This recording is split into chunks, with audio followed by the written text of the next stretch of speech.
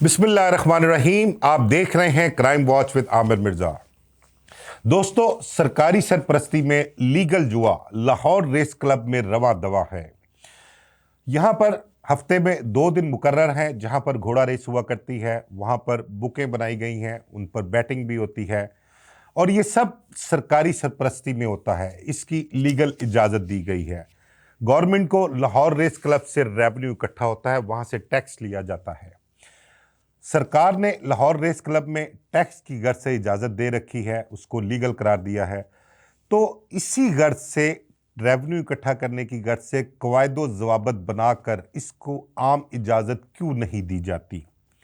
Government देखे कि लाहौर शहर नहीं बल्कि पूरे पाकिस्तान में कहीं भी आप चले जाएं, हर गली मोहल्ले में, हर दूसरे घर में जो हमारी एक ऑनलाइन बैटिंग है, जो हमारे मोबाइल फ़ोन पर ये देखें, मोबाइल फ़ोन है, इसके ऊपर आप एक एप्लीकेशन डाउन करें, बेट फेयर कह लें उसको, बेट प्रो कह लें, और दूसरी कई एप्लीकेशन हैं, वो डाउनलोड करके आप मोबाइल में अपने रख लें और उस पर बैठ के आप ऑनलाइन लाइव बैटिंग करते हैं।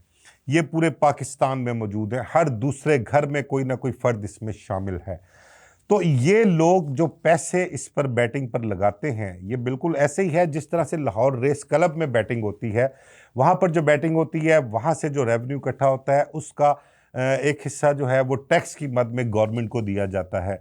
तो क्यों ना हमारी गवर्नमेंट इसकी एक आम इजाज़त दे और आम इजाज़त देने के बाद रेवेन्यू इकट्ठा करे, टैक्स इकट्ठा करे इस ऑनलाइन बैटिंग से जो सारे पाकिस्तान में जारी है, जिसको कह लें कि पुलिस भी नहीं रोक सकी आज तक, एफआईए भी नहीं रोक सकती, हुकूमतें भी नहीं रोक सकी इसको।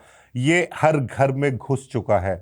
लानत तो ये है ही, लेकिन ये रुकने वाली नहीं है और ना ही ये रुक पा रही है। हमारे लाहौर शहर में हज़ारों की तादाद में ऐसे बुक मेकर्स हैं जिन्होंने अपना काम ऑनलाइन शिफ्ट कर लिया हुआ है। इस एप्लीकेशन के ज़रिए वो अपने अपने पंटर्स जुआरियों को कहते हैं, उनको ये मोबाइल्स पर घरों में बैठकर जुआ खिला रहे हैं।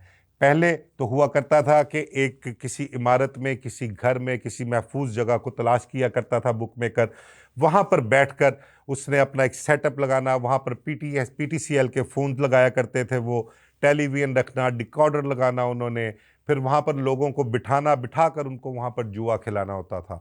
लेकिन अब ये इतना आसान हो गया है कि सिर्फ एक मोबाइल फ़ोन के अंदर आपने अपना सारा डाटा जो है वो फीड करना है और ये एप्लीकेशन डाउनलोड करनी है, किसी से आपने मास्टर अकाउंट लेना है और आगे अपने पंटर्स को आपने अकाउंट्स दे देने हैं। वो आपको पैसे भिजवा देते हैं, आप उनके अकाउंट्स में उतने पैसे डाल देते हैं। मेरे तो ख्याल में ये जो बेट फेयर और ये बेट प्रो के जो अकाउंट ऑनलाइन बैटिंग है ना, ये जस्ट लाइक एक वीडियो गेम्स है। उस वीडियो गेम में आपको पैसे डाल देते हैं, उसमें मुस्तकिल तौर पर आपकी उंगलियां चलती रहती हैं। जब आपके अकाउंट्स में पैसे ख़त्म हो जाते हैं तो आपकी उंगलियां चलना बंद हो जाती हैं। ये लूट मार का एक बाज़ार है जो सरगर्म है, लेकिन इसके रोकने के, इसको ख़त्म करने के आसार जो हैं, कुछ कोशिशें जो हैं, वो हमें नज़र नहीं आती।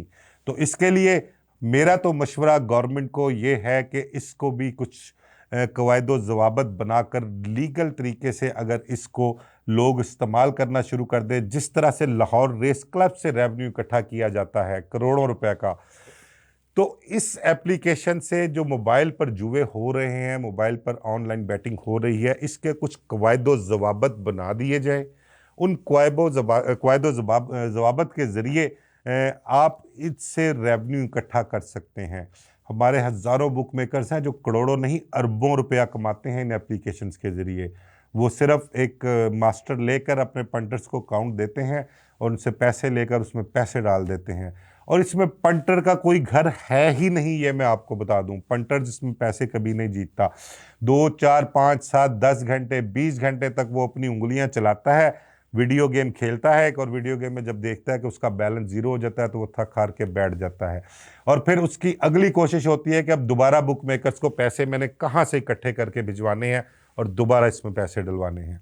तो मैं बात कर रहा था कि अगर इन एप्लीकेशंस के ज़रिए गवर्नमेंट चाहे तो वो इतना रेवेन्यू इकट्ठा कर सकती है कि जिसका हिसाब ही कोई नहीं है। गवर्नमेंट के पास पैसों की कमी कोई नहीं होगी जितना पैसा इस काम में है।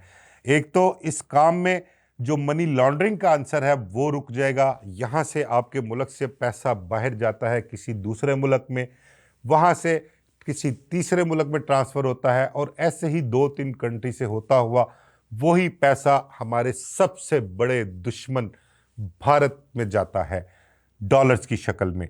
तो ये देखें कि हमें इसका फाइनेंशियली नुकसान कितना होता है, माशरे में हमारा इकोनॉमिकली कितना नुकसान हो रहा है इससे।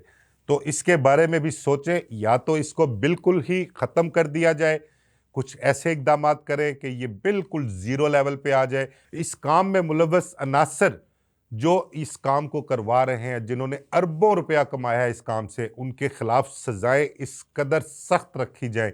जिस तरह के ये गुंडा एक्ट का नफाज होने जा रहा है, और गुंडा एक्ट में इसमें जो ये जुआ मंशियात हुए हैं, सोशल क्राइम जो है, इनको भी रखा गया है कि इनमें जो लोग मुलव्वस पाए जाएंगे उनके खिलाफ उस एक्ट के हिसाब से कार्रवाई होगी। लेकिन जो लोग ये काम कर रहे हैं ना, उस लिहाज से जो उनकी सज़ा रखी गई है 3 साल और जुर्माना 15 लाख, 15 लाख तो वो दिन में कई मरतबा जुर्माना दे सकते हैं, 15-15 लाख रुपया, इसमें इतनी कमाई है। अगर तो इसको जड़ से ख़त्म कर सकती है हमारी हुकूमत, तो उसको बिल्कुल पहला कदम यही उठाना चाहिए कि ये सोशल क्राइम्स जिनकी वजह से माशरे में, शहरों में, सूबे में जुराइम बढ़ रहे हैं, डकैतियाँ, चोरियाँ बढ़ रही हैं, घरों में जो वाक़यात हैं लड़ाई झगड़ों के, तलाक़ों के, ये बढ़ रहे हैं, इसकी रोकथाम के लिए अगर तो इस सोशल क्राइम को, जुआ मंशियात जैसी लानत को जड़ से ख़त्म कर सकती है हुकूमत, तो पहली कोशिश ये होनी चाहिए।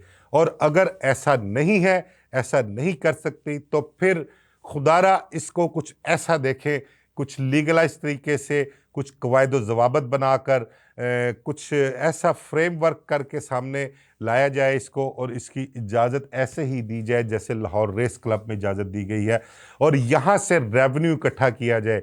आपकी बहुत से फाइनेंशियली क्राइसिस में आपकी मदद होगी इस टैक्स से, और आप देखेंगे कि आपको इस मद में पैसे कितने इकट्ठे होते हैं।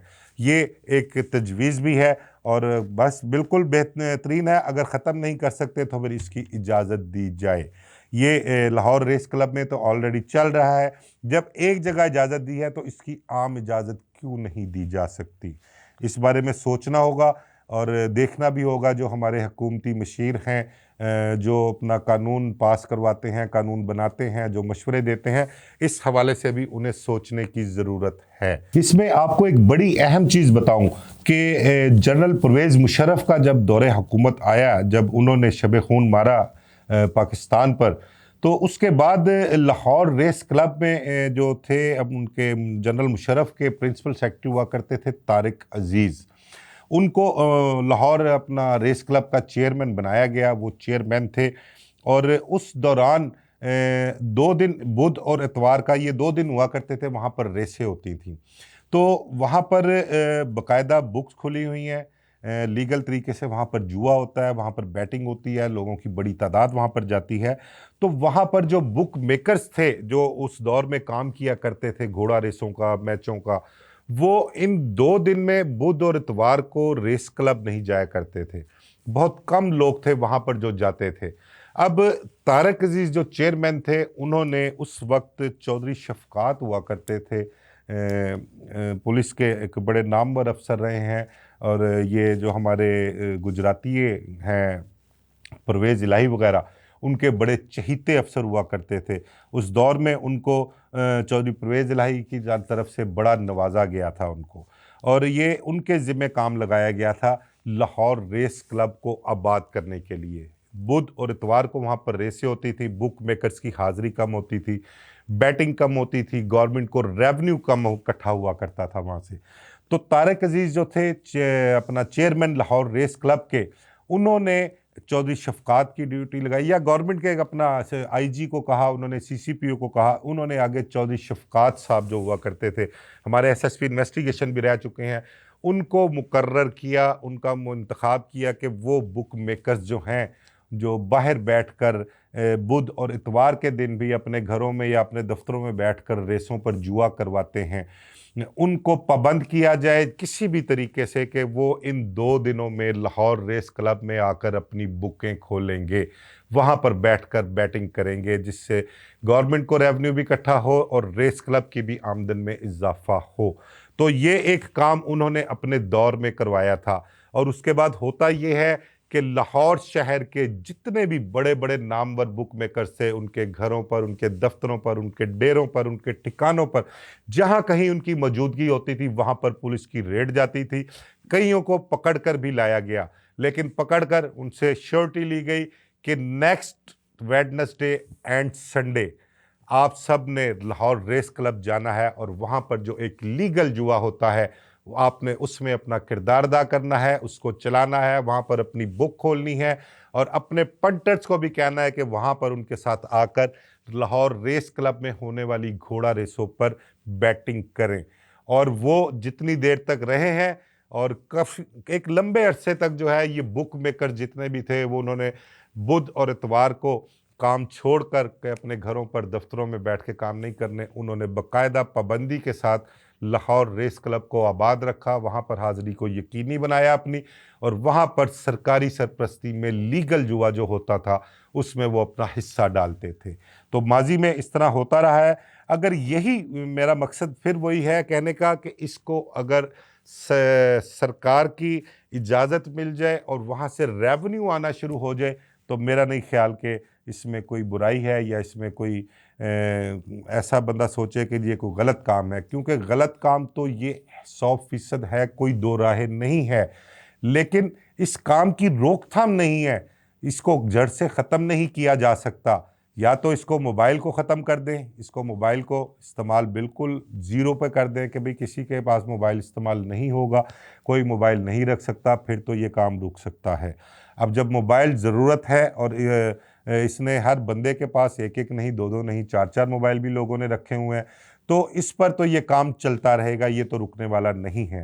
तो इसके बारे में सोचें और इसके बारे में कोई मौसर और काबिले कह लें कि इस्तेमाल कि इस चीज़ को आप रेवेन्यू के तौर पर देखें कि आपके मुल्क में आपकी गवर्नमेंट को रेवेन्यू कितना इकट्ठा हो सकता है।